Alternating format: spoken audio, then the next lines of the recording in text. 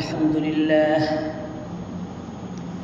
لله نحمده ونستعينه ونستغفره ونؤمن به ونتوكل عليه ونعوذ بالله من شرور أنفسنا ومن سيئات أعمالنا من يهد الله فلا مضل له ومن يضلله فلا هادي له ونشهد أن سيدنا وسندنا وحبيبنا وحبيب ربنا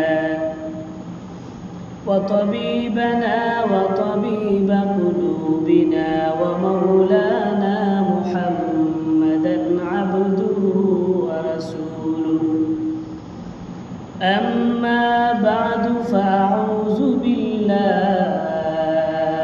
من الشيطان الرجيم بسم الله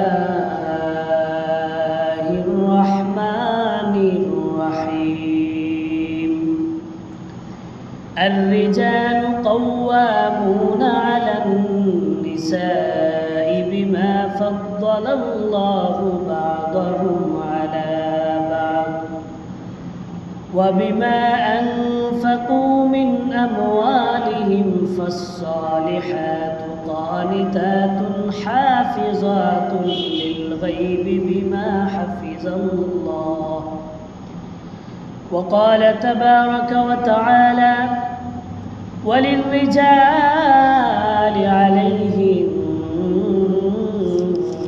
درجة وقال النبي صلى الله عليه وسلم المرأة إذا صلت خمسها وصامت شهرها وأحصنت فرجها وأطاعت بعلها فلتدخل من أي أبواب الجنة شاءت أو كما قال النبي عليه الصلاة والسلام وقال تبارك وتعالى في شان حبيبه إن الله وملائكته يصلون على النبي يا أيها الذين آمنوا صلوا عليه وسلموا تسليما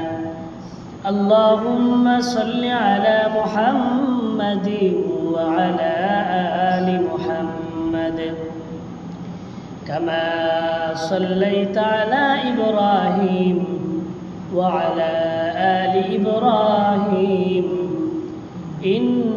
إنك حميد مجيد اللهم بارك على محمد وعلى آل محمد كما باركت على إبراهيم وعلى آل إبراهيم إنك حميد مجيد سبحانك لا علم لنا إلا ما علمتنا إنك أنت العليم الحكيم رب اشرح لي صدري ويسر لي أمري واحلل عقدة من لساني يفقه قولي ربي زدني علما ربي زدني علما ربي زدني علما ربي يسر ولا تعسر وتمم بالخير بلغ العلا بكماله كشف الدجى بجماله حسنت جميع خصاله صلوا عليه وآله محترم حاضرین اکرام উপস্থিত সম্মানিত মুরব্বিয়ান একরাম পর্দার আড়ালের মা এবং বোনেরা আল্লাহ পাক রব্বুল আলামিনের অসংখ্য অগণিত শুকরিয়া আদায় করছি যে মহান রব আমাদেরকে জুমার নামাজ আদায় করার উদ্দেশ্যে মসজিদ পর্যন্ত আসার বসার তৌফিক দিয়েছেন। এজন্য আমরা সবাই জুড়ে সুরে আল্লাহ পাক রব্বুল আলামিনের কালিমাতুশ শুকর আদায় করি, পড়ি আলহামদুলিল্লাহ।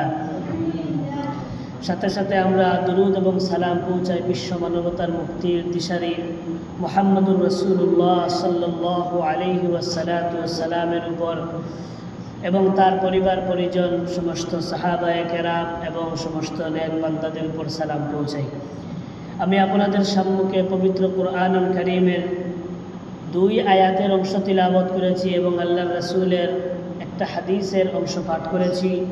আল্লাহ যদি আমাকে তৌফিক দান করেন, উক্ত আয়াত এবং হাদিসকে সামনে রেখে সামান্য কিছু কথা বলবো ইনশাআল্লাহ।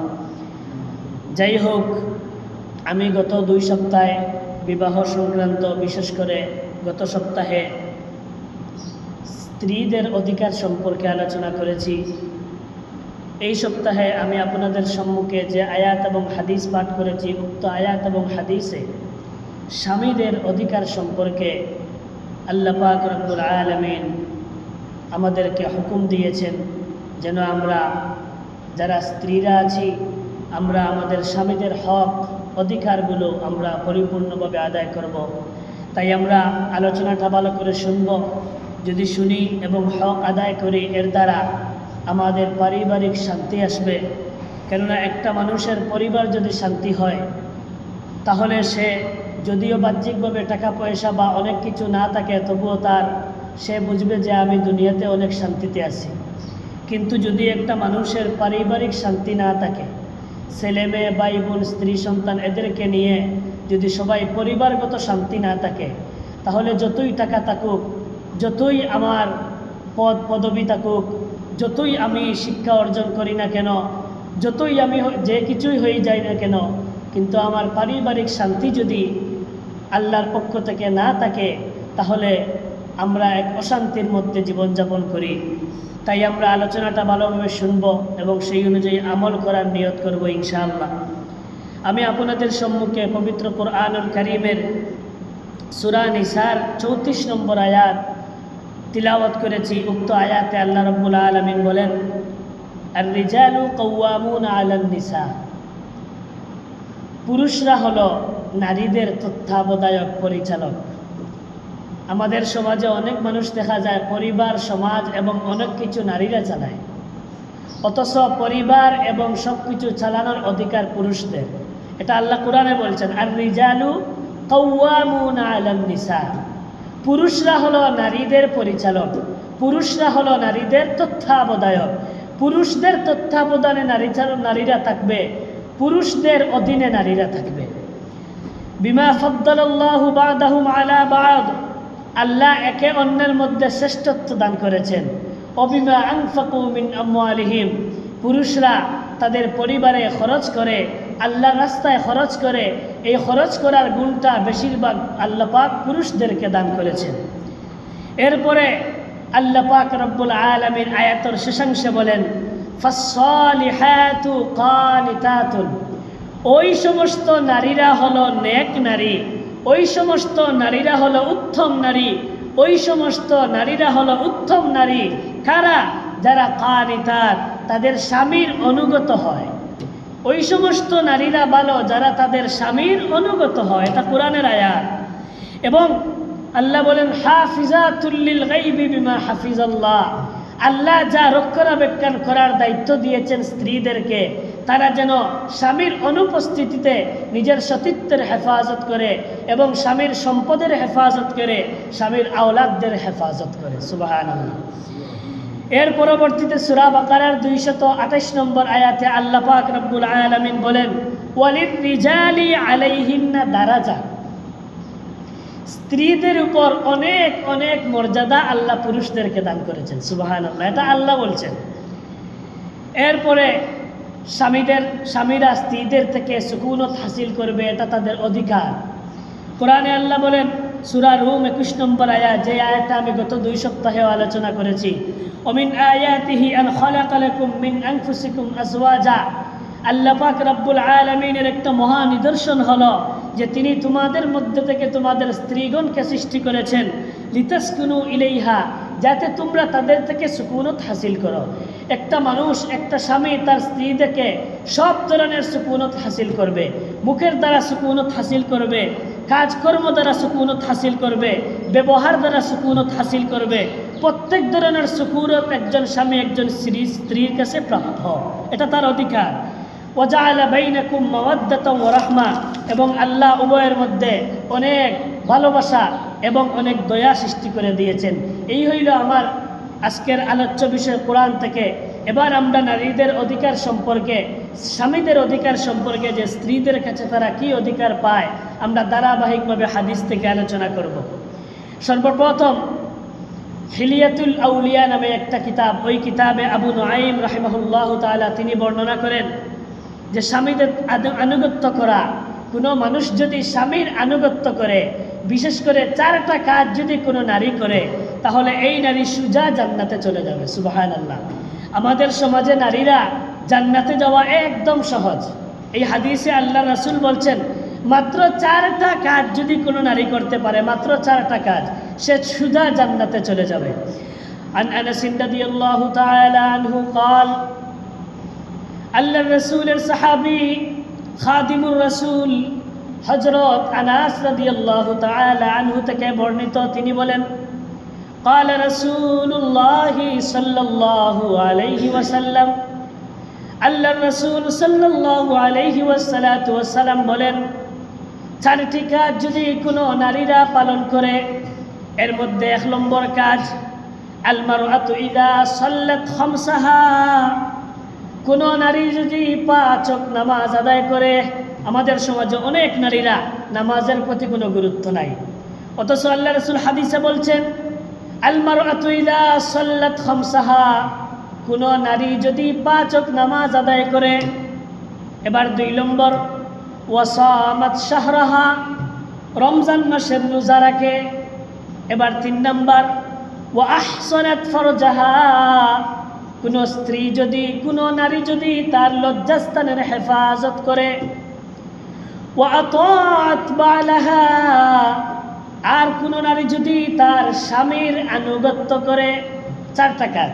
1 নম্বর 5 ওয়াক্ত নামাজ পড়া, 2 নম্বর রমজান মাসের রোজা রাখা, 3 নম্বর নিজের লজ্জাস্থানের সতীত্বের হেফাজত করা, 4 নম্বর যদি কোনো নারী তার স্বামীর অনুগত হয়, আনুগত্য করে।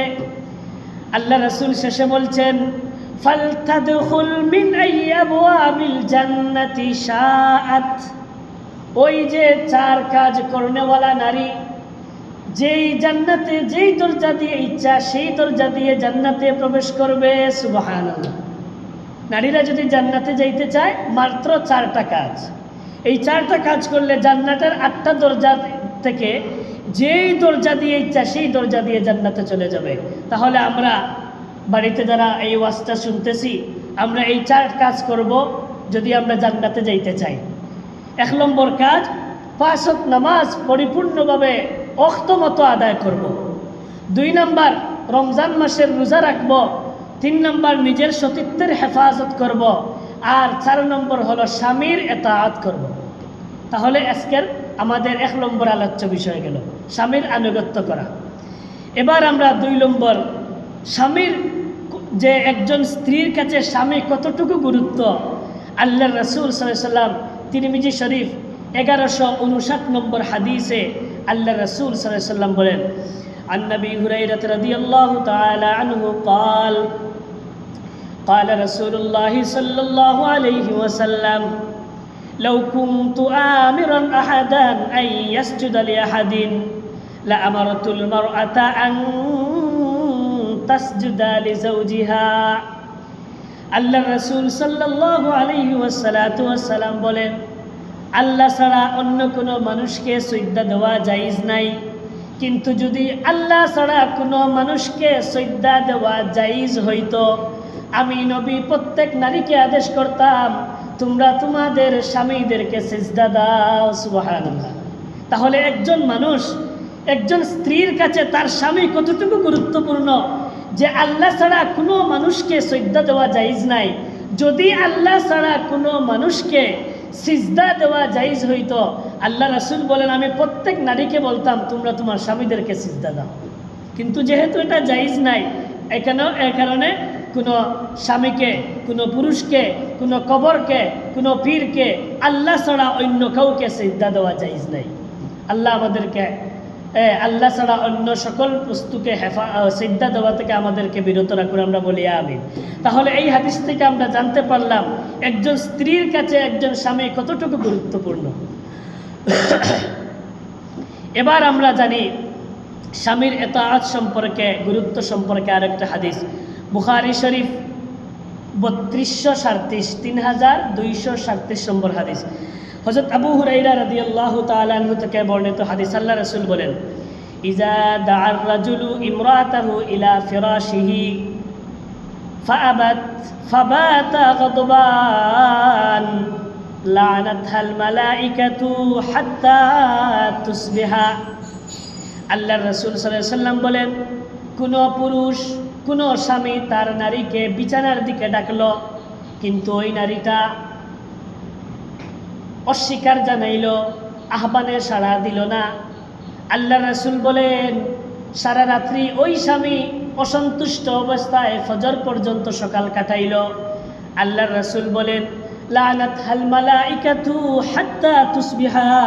ওই যে রাত্রি থেকে নিয়ে সকাল পর্যন্ত সারা রাত্রিতে আল্লাহর তৈরি ফেরেশতারা ওই নারীকে লানত করতে থাকে। নাউজুবিল্লাহ। স্বামী নারীকে আহ্বান করলো বিছানার দিকে, কিন্তু স্ত্রী অসম্মতি প্রকাশ করলো। আল্লাহর রাসূল বলেন যে সারা রাত্রিতে সকাল পর্যন্ত ওই নারীকে আল্লাহর পক্ষ থেকে ফেরেশতারা কি করে লানত দিতে থাকে। হ্যাঁ, যদি অসুস্থতা হয় এটা হইল ভিন্ন কথা। এই হাদিস বুখারী এবং মুসলিম উভয় কিতাবের মধ্যে আছে। এই হাদিস এই উভয় কিতাবের অপর এক রওয়ায়াতে আল্লাহ রাসূল সাল্লাল্লাহু আলাইহি ওয়াসাল্লাম বলেন ওয়াল্লাযী নাফসি বিয়াদিহি, ওই সত্তার শপথ যেই সত্তার হাতে আমার প্রাণ, মানে আল্লাহর শপথ। আল্লাহ রাসূল বলছেন মা মিন রাজুলিন ইয়াদউ ইমরাতাহু ইলা ফিরাশিহি ফাতাবা আলাইহি ইল্লা কানা আল্লাযী ফিস সামাই সাখিতান আলাইহা হাত্তা ইয়ারদা আনহা। কোনো পুরুষ তার স্ত্রীকে বিছানার দিকে আহ্বান করলো, কিন্তু স্ত্রী অস্বীকার জানাইল। আগের হাদিসে পাইলাম সকাল পর্যন্ত ফেরেশতারা লানত করে, আর এই হাদিসে আল্লাহর রাসূল বলেন ওই স্ত্রীর উপর আল্লাহ নিজে অসন্তুষ্ট থাকেন। কতক্ষণ অসন্তুষ্ট থাকেন?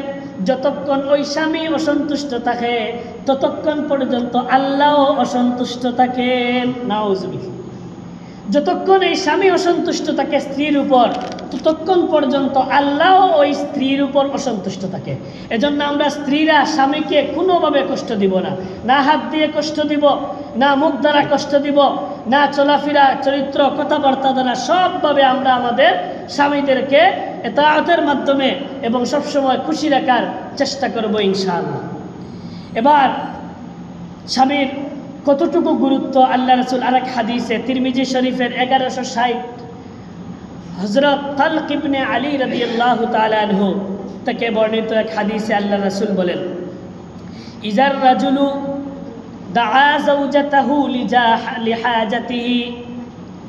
একজন স্বামী তার স্ত্রীকে যে কোনো প্রয়োজনে যদি ডাকে, স্ত্রী হয়তো রান্না বান্নায়, হয়তো অন্য কোনো কাজে, স্বামী যে কোনো প্রয়োজনে ডাকুক, আল্লাহ রাসূল বলছেন ফালতাআতিহি ওয়া ইন কানাত আলা তান্নুর। তান্নুর মানে চুলা।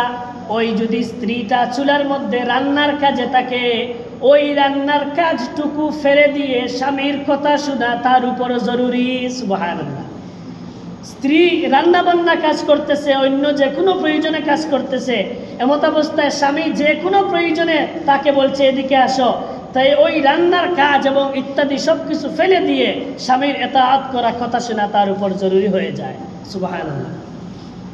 এবার আমরা এক হাদিস শুনি যে স্বামীকে যদি কোনো স্বামী এই অবস্থায় মারা যায় যে মরা পর্যন্ত তার স্ত্রী তার উপর সন্তুষ্ট ছিল, তাহলে এই স্ত্রীর পুরস্কার কি? আল্লাহ রাসূল বলেন, এটাও তিরমিজি শরীফ 1161 নম্বর হাদিস, عن أم سلمة رضي الله تعالى عنها قالت হযরত উম্মে সালামা রাদিয়াল্লাহু তাআলা আনহা থেকে বর্ণিত, তিনি বলেন ক্বালা রাসূলুল্লাহি সাল্লাল্লাহু আলাইহি ওয়াসাল্লাম, আল্লাহ রাসূল বলেছেন, আইয়ুমা ইমরাআতিন মাতাত ওয়া যাওজুহা আনহা রাদ, কোন স্ত্রী ওই অবস্থায় মারা গেল, কোন স্ত্রী ওই অবস্থায় মারা গেল যে মরার আগ পর্যন্ত তার স্বামী তার উপর সন্তুষ্ট ছিল সব সময়, আল্লাহর রাসূল বলেন দাখালাতিল জান্নাহ, ওই স্ত্রী মরা মাত্রই জান্নাতে চলে যাবে।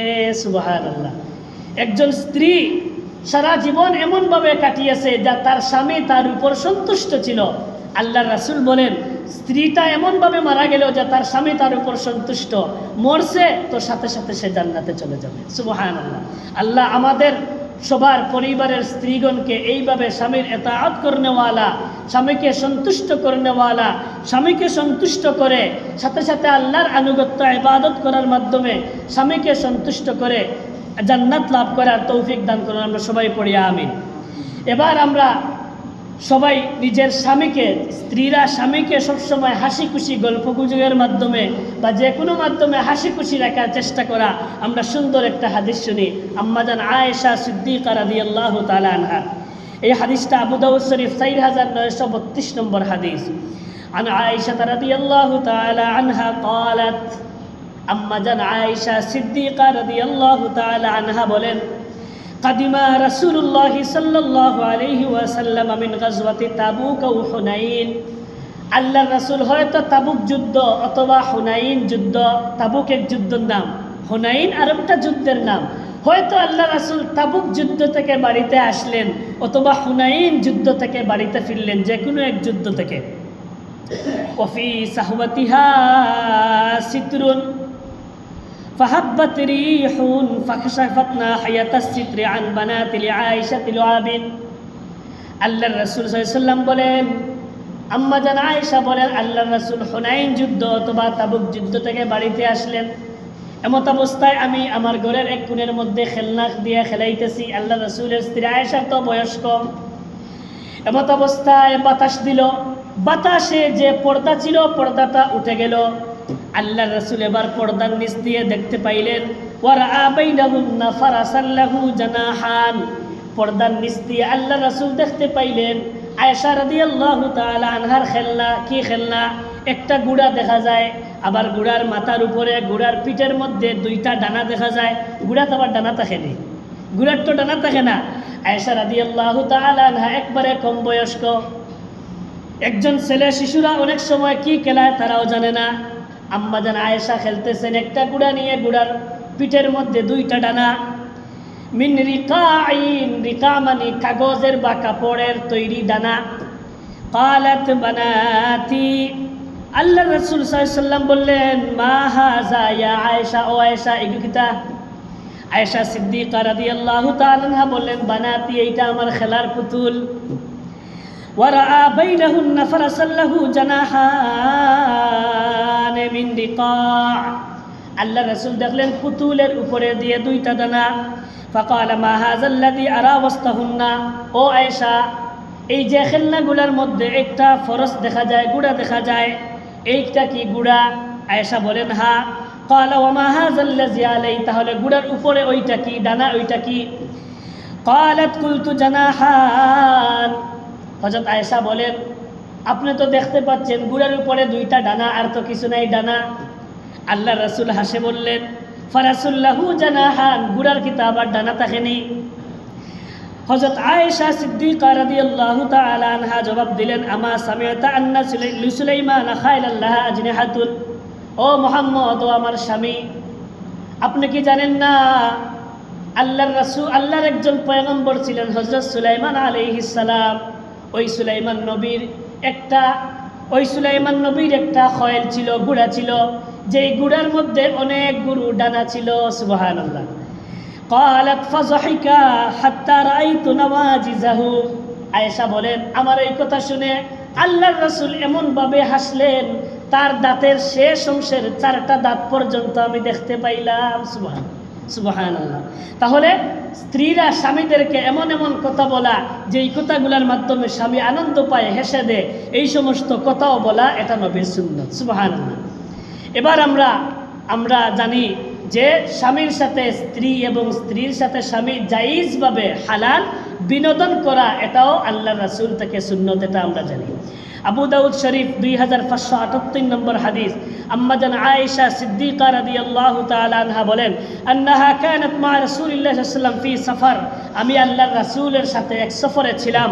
হঠাৎ সফরের মধ্যে অন্যান্য সাহাবী থেকে আলাদা আমি আর আমার স্বামী আল্লাহর রাসূল এক জায়গায়, আমি কি করলাম? ক্বালাত আয়েশা সিদ্দিকা রাদিয়াল্লাহু তাআলা আনহা বলেন, ফাসাবাকতুহু, আমি আল্লাহর রাসূলের সাথে প্রতিযোগিতা করলাম, দৌড় প্রতিযোগিতা। ফাসাবাকতুহু আলা রিজলি, আমি হালকা পাতলা ছিলাম, আল্লাহর রাসূলের আগে দৌড় প্রতিযোগিতায় আমি বিজয়ী হয়ে গেলাম। সুবহানাল্লাহ। ফালাম্মা হামালতুল লাহমা, এর কিছুদিন পরে আমার কিছুটা স্বাস্থ্য হইল, আমার কিছুটা হালকা পাতলা কমলো, একটু আমার শরীর হইল। এখন আয়েশা সিদ্দিকা রাদিয়াল্লাহু তাআলা আনহা কইন, ফাসাবাকতুহু, আমি আরেকদিন দৌড় প্রতিযোগিতা করলাম, ফাসাবাকানি, কিন্তু এই দিন আল্লাহর রাসূল আমার আগে গেলাগি। ফাহাজাল, এরপরে কইলা আল্লাহ রাসূলে, হাজিহি বিতিলকা সাবাকা, হে আয়েশা, ও যে একদিন আগে গেছলা, আজকে আমি আগে গেলাম। সুবহানাল্লাহ। তাহলে স্বামীর সাথে স্ত্রী, স্ত্রীর সাথে স্বামী, এইভাবে বৈধভাবে হালাল বিনোদন করা, এটা আল্লাহর রাসূল থেকে জায়েজ, এটা আমরা করব। এবার আমরা জানি আমরা যে স্ত্রীরা আছে কেউ আমরা কি করব না, আমাদের স্বামীদেরকে কষ্ট দিব না। যদি আমাদের স্বামীদেরকে আমরা কষ্ট দেই তাহলে কি লস আমাদের, এটা আমরা জানি। তিরমিজি শরীফ 1174 নম্বর হাদিস, হযরত মুআজ ইবনে জাবাল, আমরা এই সাহাবীর নাম আমরা অনেকে শুনেছি, আন মুআজ রাদিয়াল্লাহু তাআলা আনহু আনিন নবী সাল্লাল্লাহু আলাইহি ওয়াসাল্লাম قال, হযরত মুআজ ইবনে জাবাল রাদিয়াল্লাহু তাআলা আনহু তিনি আল্লাহর রাসূল থেকে বর্ণনা করেন, আল্লাহর রাসূল বলেন, লা তুজি ইমরাতুন যাওজাহা ফিদ দুনিয়া, ও দুনিয়ার স্ত্রীরা, তোমরা তোমার স্বামীদেরকে কষ্ট দিও না। ইল্লা ক্বালা যাওজুহু মিনাল হুরিল আইন, যদি দুনিয়াতে কোনো স্ত্রী তার স্বামীকে মুখ দ্বারা, কথাবার্তা দ্বারা, হাত দ্বারা অথবা যে কোনোভাবে কোনো স্ত্রী যদি তার স্বামীকে কষ্ট দেয়, আল্লাহর রাসূল সাল্লাল্লাহু আলাইহি ওয়াসাল্লাম বলেন, ইল্লা ক্বালা যাওজুহু মিনাল হুরিল আইন, ওই যে আল্লাহর তৈরি জান্নাতে হুর আছে, হুর, ওই হুররা, যেই হুররা আমাদের জন্য আল্লাহ জান্নাতেই তৈরি করে রেখেছেন, ওই আমাদের তৈরিকৃত, আমাদের জন্য রিজার্ভকৃত হুররা জান্নাত থেকে ওই সমস্ত স্ত্রীদেরকে বলতে থাকেন, কি বলেন? লা তুজিহি, ও দুনিয়ার স্ত্রীরা, তোমরা তোমাদের স্বামীদেরকে কষ্ট দিও না। ক্বালা তাকাল্লা, আল্লাহ তোমাদেরকে ধ্বংস করে দেও। ফাইন্নামা হুয়া ইনদাকি দাখিল, সেই তো তোমাদের জন্য দুনিয়াতে কিছুদিনের জন্য স্বামী। ইউশিকু আন ইউফারিকাকি ইলাইনা, অচিরেই তোমাদের থেকে তারা তো আমাদের কাছে চলে আসবে। সুবহানাল্লাহ। আল্লাহ রাসূল বলেন, দুনিয়া যদি কোনো স্ত্রী তার স্বামীদেরকে কষ্ট দেয়, ওই স্বামীর জন্য রিজার্ভকৃত যেই সমস্ত হুর আল্লাহ জান্নাতে রেখেছেন, ওই হুররা বলতে থাকে, এই দুনিয়ার স্ত্রীরা, তোমরা তোমাদের স্বামীদেরকে কষ্ট দিচ্ছ, অথচ এরা তো আমাদের জন্য জান্নাতে রিজার্ভ, তোমরা তাদেরকে কষ্ট দিও না, আল্লাহ তোমাদেরকে ধ্বংস করে দিবে। এজন্য স্ত্রীদেরকে উচিত হলো তারা যেন কোনো তাদের স্বামীদেরকে কষ্ট না দেয়। এবার আমরা একটা হাদিস জানি, কোনো স্ত্রী যদি তার স্বামীকে কষ্ট দেয়, ওই স্ত্রীর নামাজও কবুল হয় না, ওই স্ত্রীর কোনো আমল আসমানে উঠে না। নাউজুবিল্লাহ। বাইহাকি শরীফ ফি শুআবিল ঈমান 8600 নম্বর হাদিস, হযরত জাবির রাদিয়াল্লাহু তাআলা আনহু থেকে বর্ণিত হাদিস, আল্লাহর রাসূল সাল্লাল্লাহু আলাইহি ওয়াসাল্লাম বলেন, সালাসাতুন লা তুকবালু লাহুম সালাতুন ওয়া লা তাসআদু লাহুম হাসানাহ, তিন শ্রেণীর মানুষ এমন আছে যারা নামাজ পড়ে কিন্তু তাদের নামাজ আল্লাহর কাছে কবুল হয় না। তিন শ্রেণীর মানুষ এমন আছে যারা অন্যান্য অনেক আমল করে, কোরআন পড়ে, দোয়া করে, কিন্তু কোনো আমল আসমান পর্যন্ত উঠে না। তিন শ্রেণীর মানুষ, 1 নম্বর আল আবদুল আবিক, ওই পলাতক গুলাম, হাত্তা ইয়ারজা ইলা মাওয়ালিহি ফায়াদাউ ইয়াদাহু ফি আইদিহিম, যে তার মালিককে না বলে মালিক থেকে পলায়ন করেছে, ওই মালিকের হাতে না আসা পর্যন্ত সে যত নামাজ পড়ুক, যতই নেক কাজ করুক, কোনো অনেক কাজ আল্লাহর দরবারে কবুল হবে না। এবার 2 নম্বর, ওয়াল মারআতু আস-সাখিতু আলাইহা যাওজুহা,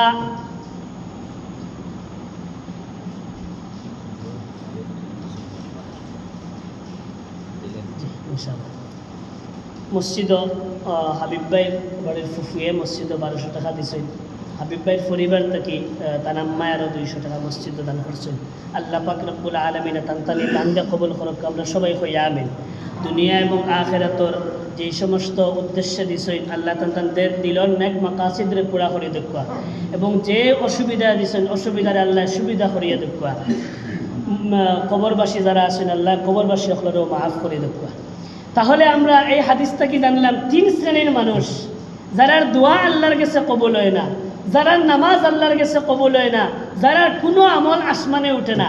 1 নম্বর ওই পলাতক গুলাম যে তার মালিকটা কি বাগিছে। 2 নম্বর ওয়াল মারআতু আস-সাখিতু আলাইহা যাওজুহা, ওই স্ত্রী যেই স্ত্রীর স্বামী স্ত্রীর উপর রাগান্বিত, ওই স্বামী যে স্বামী স্ত্রীর উপর রাগান্বিত, ওই স্ত্রী যেই নামাজ পড়বে তার নামাজ আল্লাহর দরবারে কবুল হবে না, ওই স্ত্রী যেই দোয়া করবে তার দোয়া আল্লাহর কাছে কবুল হবে না, ওই স্ত্রী যেই আমল করবে ওই আমলটা আসমানের উপরে উঠবে না, আসমানের নিচে রয়ে যাবে। কতক্ষণ? যতক্ষণ তার স্বামী অসন্তুষ্ট থাকবে। আবার যখন সে তার স্বামীকে সন্তুষ্ট করে দিবে তখন আবার ওই নামাজগুলা ওই দোয়াগুলা আল্লাহ কবুল করে নেবেন। এজন্য কোনো স্ত্রীর জন্য উচিত নয় তার স্বামীকে কষ্ট দেওয়া, স্বামীকে অসন্তুষ্ট করা। কারণ নিজের নামাজই কবুল হওয়া স্বামীর উপর নির্ভর, নিজের দোয়া কবুল হওয়া স্বামীর উপর নির্ভর, নিজের ইবাদত আসমান পর্যন্ত উঠা স্বামীর উপর নির্ভর।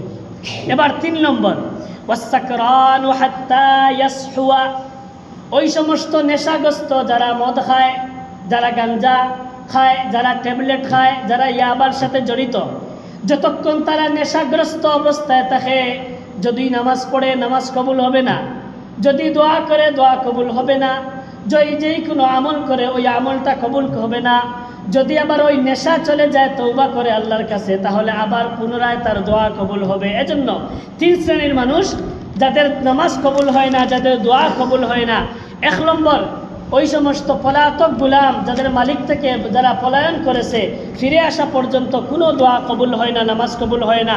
2 নম্বর ওই সমস্ত নারীরা যাদের স্বামী অসন্তুষ্ট, যতই নামাজ পড়ুক নামাজ কবুল হবে না, দোয়া কবুল হবে না, কোনো আমল আসমান পর্যন্ত উঠবে না যদি স্বামী অসন্তুষ্ট থাকে। 3 নম্বর ওই সমস্ত মানুষ যারা নেশাগ্রস্ত, এই নেশাগ্রস্ত মানুষরা নেশাগ্রস্ত থাকা পর্যন্ত কোনো আমল তাদের কবুল হয় না। এবার আমরা একটা হাদিস জানি যে সর্বোত্তম নারীকে, হযরত আবু হুরায়রা রাদিয়াল্লাহু তাআলা আনহু থেকে বর্ণিত হাদিস, আল্লাহর রাসূল সাল্লাল্লাহু আলাইহি ওয়াসাল্লাম বলেন, আল্লাহর রাসূলকে বলা হলো, গো আল্লাহর রাসূল, আইয়ুন নিসাএ খায়রুন, কোন নারীরা উত্তম? ক্বালা আল্লাতী তাসুররুহু ইযা নাযারা। আল্লাহর রাসূল বলেন 3 শ্রেণীর নারীরা সবচেয়ে উত্তম নারী। 1 নম্বর হলো আল্লাযী তাসুররুহু ইযা নাযারা, যখন তার স্বামী তার দিকে তাকায় তখন তার চক্ষু শীতল হয়ে যায়। স্বামী যখন কাজ শেষে বাড়ির মধ্যে আসে, স্ত্রীকে দেখলে স্ত্রীর কথাবার্তায় আবার সন্তুষ্ট হয়ে যায়। স্বামী যখন জমিনে কাজে কর্মে থাকে, দোকানপাটে থাকে, বিদেশে থাকে, আবার যখন বাড়ির মধ্যে চলে আসে স্ত্রীকে দেখলে, স্ত্রীর সাথে কথা বললে তার অন্তরটা শান্তি হয়ে যায়। এই সমস্ত স্ত্রীরা তারা হলো সর্বোত্তম স্ত্রী। এবার 2 নম্বর ওয়াতুতিউহু ইযা আমারা, ওই নারীরা সবচেয়ে শ্রেষ্ঠ নারী যারা তাদের স্বামীর অনুগত, স্বামী যেই কথা বলে তারা ওই কথাগুলো পালন করে। 3 নম্বর ওয়ালা তুখালিফুহু ফি নাফসিহা ওয়ালা মালিহা বিমা ইয়াকরাহু, ওই সমস্ত নারীরা শ্রেষ্ঠ নারী যারা তাদের স্বামীর সম্পদ এবং স্বামীর আওলাদ এবং তাদের নিজের সতীত্ব হেফাজত করে। এই সমস্ত নারীরা হলো শ্রেষ্ঠ নারী। এবার আমরা আল্লাহর রাসূল সাল্লাল্লাহু আলাইহি ওয়াসাল্লাম একজন স্বামীর তার স্ত্রীর কাছে কতটুকু গুরুত্বপূর্ণ, আগের আমরা বলছিলাম নামাজ কবুল হয় না, অন্যান্য ইবাদত কবুল হয় না। এবার আল্লাহ রাসূল এক হাদিসের মধ্যে আমরা জানবো এক ঘটনার মাধ্যমে যে নফল রোজা পর্যন্ত স্বামীর অনুমতি ছাড়া কোনো স্ত্রী রাখতে পারবে না। হযরত আবু সাঈদ খুদরি রাদিয়াল্লাহু তাআলা আনহু থেকে বর্ণিত হাদিস, আল্লাহর রাসূল সাল্লাল্লাহু আলাইহি ওয়াসাল্লাম বলেন, আবু সাঈদ খুদরি তিনি নিজে বলেন যে এক নারী আল্লাহর রাসূলের কাছে আসলো, এসে বলল, ওগো আল্লাহর রাসূল, আমার স্বামী হলো সাফওয়ান ইবনে মুআত্তাল। এই সাফওয়ান ইবনে মুআত্তালের 3টা আমল বড় কঠিন, বড় খারাপ। 1 নম্বর, আমি যখন নামাজ পড়ি তখন আমার নামাজটা ভাঙ্গাইলেন। 2 নম্বর, আমি যখন রোজা রাখি নফল রোজা, আমার রোজা ভাঙ্গাইলেন, রোজা রাখতে দিন না। 3 নম্বর, আমি যখন নামাজ পড়ি নামাজ ভাঙ্গাইলেন, যখন রোজা রাখি রোজা ভাঙ্গাইলেন। 3 নম্বর আর একটা আমল, আল্লাহ রাসূল সাল্লাল্লাহু আলাইহি সাল্লামে কইরা, ওই যে মজলিসের মধ্যে নারী আল্লাহ রাসূলকে প্রশ্ন করতেছে, ওই মজলিসের মধ্যে সাফওয়ান ইবনে মুআত্তাল নিজেও বসা। এবার আল্লাহ রাসূল বললেন, এ সাফওয়ান ইবনে মুআত্তাল, তোমার স্বামী তোমার স্ত্রী 3টা অভিযোগ করেছে, ওই অভিযোগগুলোর উত্তর দাও। এবার হযরত সাফওয়ান ইবনে মুআত্তাল বলেন, ওগো আল্লাহর রাসূল, আমার স্ত্রী আমার ব্যাপারে 3টা অভিযোগ করেছে। যখন সে নামাজ পড়ে আমি তার নামাজ ভেঙে দেই, যখন সে নফল রোজা রাখে আমি তার রোজা রাখতে দেই না, এবং আমি সূর্য উদয়ের সময় নামাজ পড়ি, ফজরের নামাজ। এই 3টা অভিযোগ। এই 3টা অভিযোগের উত্তর হলো, 1 নম্বর, যখন সে নামাজ পড়ে আমি তারে নামাজ ভাঙ্গাইলে কারণ হইল এমন লম্বা লম্বা কিরাত দিয়া নামাজ পড়েন যে এক নামাজে আধা ঘন্টা 40 মিনিট লম্বা লম্বা সূরা দিয়ে নামাজ পড়েন। আল্লাহ রাসূলে এই কথা শুনিয়া হযরত সাফওয়ান ইবনে মুআত্তালের স্ত্রীরে কইরা, ও সাফওয়ান ইবনে মুআত্তালের স্ত্রী, তুমি এখন তাকি নিয়া 1 বাট্টি সূরা দিয়া, অথবা লম্বা সূরা যদি হয় 1 সূরা দিয়া নামাজ পড়বা, 2 সূরা নাই, তাহলে অভিযোগের উত্তরও দেখা যায় রায় ফাইলিলা স্বামী। এবার 2 নম্বর অভিযোগ, হযরত সাফওয়ান ইবনে মুআত্তালে কইলা, ওগো আল্লাহর রাসূল, আমার স্ত্রী আমার অনুমতি ছাড়া যে কোনো সময় সারা বছর শুধু নফল রোজা রাখতে চাই, অথচ আমি একজন যুবক মানুষ। আল্লাহ রাসূলে কইলা, হে সাফওয়ান ইবনে মুআত্তালের স্ত্রী, এখন তাকে লইয়া তোমার স্বামীর অনুমতি ছাড়া কোনো দিন নফল রোজা রাখবায় না। সুবহানাল্লাহ। তাহলে নফল রোজা রাখা এটা নির্ভর করে স্বামীর অনুমতির উপরে। হ্যাঁ, এখন যদি স্বামী এখন বলে রমজানের ফরজ রোজা রাখতে পারতে নাই, এটা মানা যাইতো না। লা তাআতা লিমাখলুকিন ফি মাসিয়াতিল খালিক, আল্লাহরে অসন্তুষ্ট করিয়া দুনিয়ার খেউররে মানা যাইতো না। এখন যদি মা বাপে কইন এমন খাস যে তুমি ফরজ নামাজ পড়িও না, মা বাপে কইন রমজানের রোজা রাখিও না, মা বাপে অথবা স্বামী স্ত্রীর এমন অনুমতি দেয় যেটা আল্লাহর আনুগত্য, আল্লাহর হুকুমের বাইরা, ইবাদতের বাইরা, এই কথা মানা যাইতো না। আল্লাহর হুকুম ছাড়া এমনি স্বাভাবিক কোনো বিষয়ে যদি তাই আদেশ করেন, এই আদেশটা আমরা মানতাম। এরকম আর একটা ঘটনা আমরা জানি, আল্লাহ রাসূল সাল্লাল্লাহু আলাইহি সাল্লামে কইরা যে আমরা অনেকে কিতা করি, স্বামী হকলের কাছ থাকি যে জিনিস আমারে দেওয়ার তৌফিক নাই, ও জিনিসটা আমরা চাহিদা করিয়া বই থাকি। অমুকে অতা লইয়া দিলা আমারেও দিতে হইব, অমুকে অতা লইয়া দিলা আমারে, অথচ আমার স্বামীর এই জিনিস লইয়া দেওয়ার তৌফিক নাই। শুধু এই বিষয় না, যে কোনো বিষয় আমি এমন জিনিস চাইলাম যেই জিনিসটা তাই আমারে দেওয়ার তৌফিক নাই, এজন্য আমরা যে জিনিসটা দেওয়ার তৌফিক নাই এই জিনিস আমরা চাইতাম না। আল্লাহ রাসূল সাল্লাল্লাহু আলাইহি সাল্লামের একটা হাদিস আমরা জানি, হযরত জাবির রাদিয়াল্লাহু তাআলা আনহু থেকে বর্ণিত হাদিস। হযরত জাবির রাদিয়াল্লাহু তাআলা আনহু কইরা যে আল্লাহ রাসূল সাল্লাল্লাহু আলাইহি সাল্লামের কাছে একবার অনুমতি চাইলা হযরত আবু বকর সিদ্দিক রাদিয়াল্লাহু তাআলা আনহু, যে আমি আল্লাহ রাসূলের দরবারে প্রবেশ করার লাগে অনুমতি চাইলাম।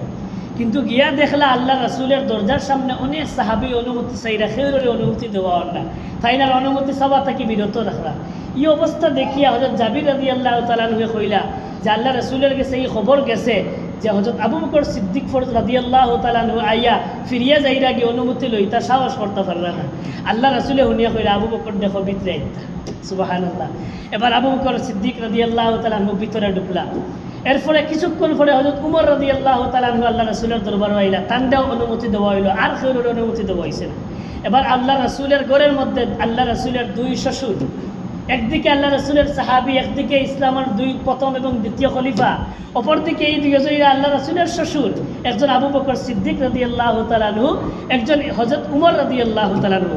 এবার 2 জন ভিতরে গেলা, গিয়ে দেখলা আল্লাহ রাসূল সাল্লাল্লাহু আলাইহি সাল্লামরে হযরত আজওয়াজে মুতাহহারাত, আল্লাহ রাসূলের স্ত্রী হলে গুল লইয়া বেরিয়া লইয়া বল, আর আল্লাহ রাসূলের মুখে দিয়ে চাইতে লাগে যে খুব একটা মন খারাপ, আর মুখে দিয়ে একবারে নিশ্চুপ অবস্থায়, মন খারাপ হলো অবস্থায় দেখা যায়। এই অবস্থা দেখে হযরত উমর রাদিয়াল্লাহু তাআলা আনহু ও হাদিসের মধ্যে কইরা যে আমি এমন একটা প্ল্যান করলাম যে আল্লাহ রাসূল দিয়ে আমি আশানি লাগে, আমার আল্লাহ রাসূল দিয়ে আমি আশানি লাগে, একটা প্ল্যান করলাম। ওই সময় কইলাম, ওগো আল্লাহ রাসূল, আমি আপনার একটা জিনিস কইতাম চাইলাম। হযরত আল্লাহ রাসূল সাল্লাল্লাহু আলাইহি ওয়াসাল্লাম কইরা, খুব হযরত উমর রাদিয়াল্লাহু তাআলা আনহু কইলা, আপনি যদি এই কথা জানতা যে আমার স্ত্রী বিনতে খারিজায় আমার কাছে ও জিনিস চাই, তখন আমার কাছে এটা দেওয়ার সামর্থ্য থাকে না, কিন্তু আমার তো এই শক্তি আছে, আমি তার গোলা তোলা ওলা ধরি নাই। আল্লাহ রাসুলে এইখান শুনিয়া আসিল না। আসার পরে কইলা, তুমি যে যে জিনিসটা কইছো, যে আমার এরা লইয়া বইছে, আমি এখন ও সমস্যায় জর্জরিত। এরা আমার কাছে এমন এমন জিনিস চায় যে জিনিসটা দেওয়ার তৌফিক আমার কাছে নাই, অথবা তৌফিক আছে, আমি নবী হিসাবে এই জিনিসটা এখন দেওয়া যাইতো না। কোন জিনিস? যে আল্লাহ রাসুলের কাছে যুদ্ধ থাকি অনেক বান্দি গুলাম এবং বাদীসকল এক যুদ্ধ থেকে আল্লাহ রাসুলের কাছে বন্দী অবস্থায় আছে। এখন আল্লাহ রাসুলের কাছে তার স্ত্রীসকলে কইলা যে কিছু বান্দিসকল কিছু গুলামসকল আপনি সেবার লাগি রাখি দক্ষ, তো আমরা কাজকর্ম সকল তার সহায়ক হইব। আল্লাহর রাসুলে কইলা, আমি নবী হিসাবে নবীর স্ত্রীসকলে বান্দি গুলাম দিয়ে কাজ করাইতা, এটা কোনো শান নাই। তাইন স্বামীর অনুগত থাকতা, গরর কাজ তাইন নিজে করতা, ওটা হইল নবীর শান। এই জন্য আমি নবী এটা দিতাম রাজি হইয়েন না। আল্লাহ রাসূল সাল্লাল্লাহু আলাইহি ওয়াসাল্লামে এই কথা যখন কইছেন, হযরত উমর হযরত আবু বকর সিদ্দিক রাদিয়াল্লাহু তাআলা, আমরা সবাই জানি তাই নরম সাহাবী, কিন্তু এই কথা শোনা মাত্র ফালদি উঠিও তাই ফুরি হযরত আয়েশা সিদ্দিকা রাদিয়াল্লাহু তাআলা গাড়া ধরছেন, ধরে কইছেন আল্লাহ উঠো, আর আল্লাহ রাসূল তুমি তাই কষ্ট দেরায়। তাই নদীকে ধরছেন, হিদিকে হযরত উমর রাদিয়াল্লাহু তাআলা তান মেয়ে আসমা রাদিয়াল্লাহু তাআলা হার খান্দ ধরছেন, হাফসা রাদিয়াল্লাহু তাআলা হার খান্দ ধরছেন, ধরে কইছেন তুমি তাই দুইজনে আল্লাহ সবে আল্লাহ রাসূলকে কষ্ট দেরায়। তাই তাই উঠে কইলা, আমরা বুঝছি না, এখন তাকে ওয়াদা করলাম আর আমরা কোনোদিন আল্লাহ রাসূলকে কষ্ট দিতাম না, আর আমরা বুঝছি না আসলে আল্লাহ রাসূল ইলা চাইলা কষ্ট পাইলে বা বুঝলে আমরা কইলাম না। এই ঘটনা থেকে আমরা বুঝতাম পাইলাম যে আমরা আল্লাহ রাসূল তার স্ত্রীও হলে এমন কিছু চাইছেন যেটা দেওয়ার সামর্থ্য আছে, কিন্তু নবীর শান নাই, এরপরে আল্লাহ রাসূল মন খারাপ করে বইতাছেন। আমরা যারা বাড়িতে স্ত্রীও হল আছি, আমরা স্বামীর কাছে এমন জিনিস চাইতাম না যেটা দিলে তার মন খারাপ লাগে, হয়তো দিতে পারতাম না, মনে কষ্ট নিয়ে বই থাকবা, এমন জিনিস চাইতাম যেটা দেওয়ার সামর্থ্য তার কাছে আছে। আল্লাহ পাক রব্বুল আলামিনে আপনারা সবাই আমল করার তৌফিক দেখবা। 2-1 মিনিটের ভিতরে লাস্ট একটা কথা হইয়াও আমার কথাটা শেষ করে নেব। স্বামীর কাজে স্ত্রীরা গড় সহায়তা করা। হযরত ফাতিমা রাদিয়াল্লাহু তাআলা আনহা, আমরা সবাই তাকে চিনি, আল্লাহ রাসূলের সবচেয়ে মায়ার একজন মেয়ে, এবং তাই সাইয়্যিদাতুন নিসাই আহলিল জান্নাহ, জান্নাতি মেয়ে হলোর সকল নারীদের সর্দার হইবা হযরত ফাতিমা রাদিয়াল্লাহু তাআলা আনহা। আচ্ছা, আমরা এরা কোনো স্ত্রী সকল বাড়িতে আসেননি, তাই জান্নাতও যাওয়ার কোনো গ্যারান্টি আছে? একজন জান্নাতি নারীর সর্দার আল্লাহ রাসূলের মেয়ে হযরত ফাতিমা রাদিয়াল্লাহু তাআলা আনহা, তাইন কইরা যে আল্লাহ রাসূলের কাছে কোনো এক যুদ্ধ থাকি কিছু ওলা গুলামার বাদী সকল আইছেন, আর এক যুদ্ধ থাকি, আর আল্লাহ রাসূলের কাছে এই গুলামবাদী সকল আওয়ার সংবাদ আমার ঘর পর্যন্ত আইছে। আমার স্বামী দেখলা আমি খুব কষ্ট করি, আর কিলা যে আমার ঘরও আমি জাতা গুড়াই, রুটি বান আট ময়দা তৈরি করার লাগে। জাতা কিতা আমি সিনিয়র না, এখন করে চিন্তা নাই, আগর মানুষেরা চিন্তা। জাতা ঘুরাইতে ঘুরাইতে ঘুরাইতে আতর মধ্যে টুসা উঠে গেছে গরর খাস করতে করতে। 2 নম্বরে কইরা আলী রাদিয়াল্লাহু তাআলা হুয়ে যে আমার স্ত্রী ফাতিমা রাদিয়াল্লাহু তাআলা আনহায় যে মশ দিয়া ফানি টানতে টানতে, রশি দিয়া ফানি টানতে টানতে মশ দিয়া কুয়া তাকি গড় পর্যন্ত তার বুকের মধ্যে এবং শরীরের মধ্যে দাগ পড়ে গেছে। 3 নম্বর, গড়র খাস এমন বাটে আমার লগে সহায়তা করেন, এখন তো আর ঠাইসারি তার গড় নাই, এই সময় মাটির অবস্থা, যে গড় উঠতে আর সকল কাজ করতে করতে সবসময় কাপড় চোপড় ময়লা যুক্ত থাকে। 3টা কথা।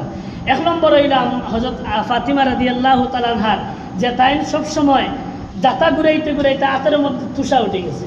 2 নম্বর, কলসি দিয়া অথবা ওই সময় মশ দিয়া পানি বইতে বইতে বুকের মধ্যে শরীরের মধ্যে দাগ পড়ে গেছে।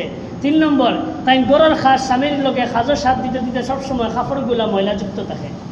এবার তাই আলী রাদিয়াল্লাহু তাআলা তার স্ত্রীর এই অবস্থা দেখে কইলা, যাও কি একবার বাপর বাড়ির আল্লাহ রাসূলকে গিয়া শুনছি এক যুদ্ধ থেকে কিছু গোলামবাদী সকল আইসেন, সহায়তার লাগে যদি একজন দান করেন তা আমার কিছু হইতো না, আপনার সহায়তা হইব। তাই নিজের স্ত্রীর দিকে মনোযোগ দিয়া সহায়তার স্বার্থে এই কথা হয়েছে। আম্মাজান হযরত ফাতিমা রাদিয়াল্লাহু তাআলা আনহা আল্লাহ রাসূলের বাড়ির মধ্যে গেলা, গিয়া দেখলা আল্লাহ রাসূলের কাছে আরো অনেক সাহাবী এই অবস্থায়, তাই গিয়া যে এই কথাগুলা কইতা শরমে আবার ফিরিয়া আইছে। কিন্তু তাই যে আইসই নিকেন আল্লাহ রাসূলে দেখছেন যে আমার মেয়ে আইয়া আবার ঘুরিয়া গেছে নিয়ে। বাদর দিন সকালে আল্লাহ রাসূল নিজে মেয়ের বাড়ি গিয়া কইলা, হে ফাতিমা, খাইল তুমি আমার বাড়িতে গেছলাই কোন দরকারে, ও দরকারটা কই দাও, আমি তোমার শুনতাম পারছি না এই সময় উজরটা, নিশ্চয় তুমি কোন দরকারে গেছো।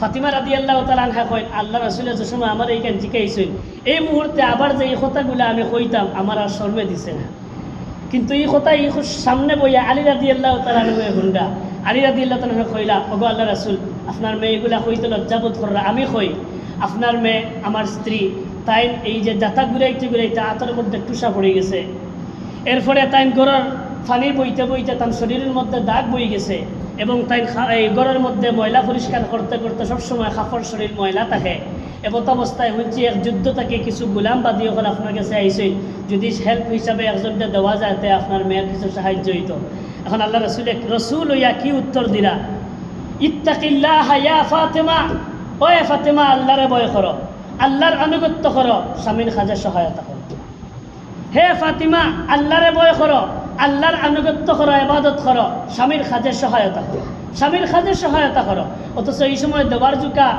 কাজের মানুষ দেওয়ার সুযোগ আছে আল্লাহ রসুল কইলা স্বামীর কাজে সহায়তা করো এরপরে কইলা সারাদিন কাজ করিয়া যখন তুমি ঘুমাইবাই ঘুমর গড় যখন বিছনাত যাইবাই তখন 3টা আমল করবাই সুবহানাল্লাহ 33 বার আলহামদুলিল্লাহ 33 বার আল্লাহু আকবার 34 বার পড়িবাই এটা তোমার কাছে একজন খাদিম যদি দেয় এই খাদিমটাকে আরো উত্তম সুবহানাল্লাহ তাহলে আমরা যে সারাদিন মহিলা হলে পুরুষ হলে কাজ করি আমরা শরীরের মধ্যে অনেক সময় ক্লান্তি আয় আমরা ঘুমাইবার সময় এই আমলটা করবো 33 বার সুবহানাল্লাহ এই তসবির নাম হইল তসবিয়া ফাতিমি কিতার লাগে ফাতিমা রাদিয়াল্লাহু তাআলা আনহারে আল্লাহ রাসূল শিখাইয়া দিছিলা যে ঘুমাইবার সময় এই করা যে সুবহানাল্লাহ 33 বার আলহামদুলিল্লাহ 33 বার আল্লাহু আকবার 34 বার আল্লাহ রাসূলের এই কথা শুনিয়া ফাতিমা রাদিয়াল্লাহু তাআলা আনহা উত্তর দিলা ওগো আল্লাহ রাসূল আমি আল্লাহ রাসূলের উপরে সন্তুষ্ট সুবহানাল্লাহ তাহলে আমরা এই দীর্ঘ আলোচনা অনেক সময় হইল